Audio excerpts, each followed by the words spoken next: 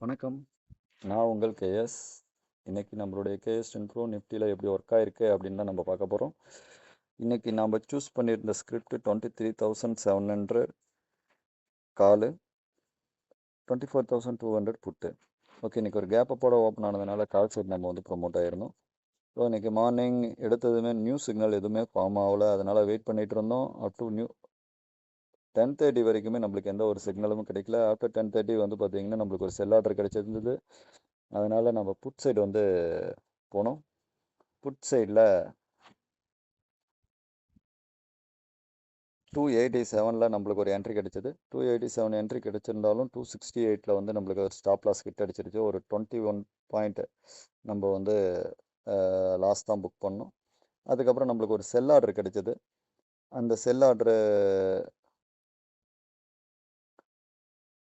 கிடைச்சதும் நம்ம வந்து call side போனோம். கால் சைடில் போகும்போது 255 வந்து பார்த்தீங்கன்னா நம்மளுக்கான என்ட்ரி பாயிண்ட்டு. நம்மளுடைய டார்கெட் 5th டார்கெட் அப்படின்னு பார்க்கும்போது 295.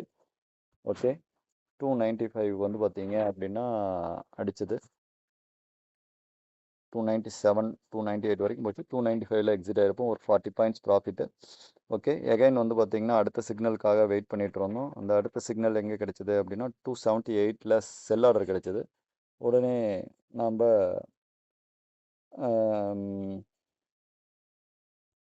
புட் சைடுக்கு போனோம். புட் சைடில் நம்மளுக்கு ஒரு 240ல் என்ட்ரி கிடைச்சிது. 240ல் என்ட்ரி கிடைச்சி நம்மளுக்கு 236ல் நம்ம எக்ஸிட் ஆகிட்டோம். காரணம் ஒரு செல் ஆர்டர் கொடுத்துருந்தது, ஒரு கன்சால்டேஷன் கன்ஃபர்மேஷன்ஸும் கொடுத்துருந்தது.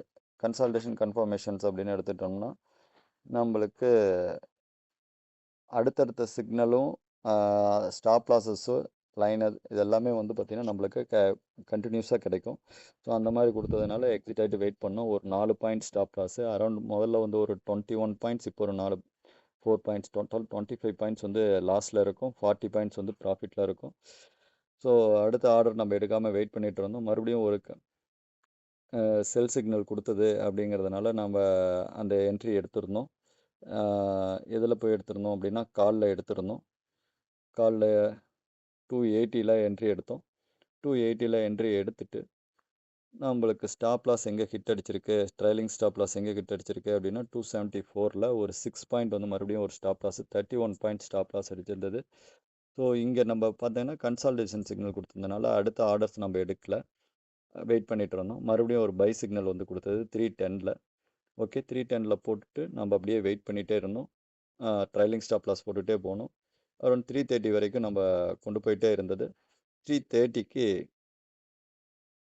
நாம் ஒரு 1 மினிட் இருக்கும்போதே நம்ம வந்து க்ளோஸ் பண்ணிட்டோம்.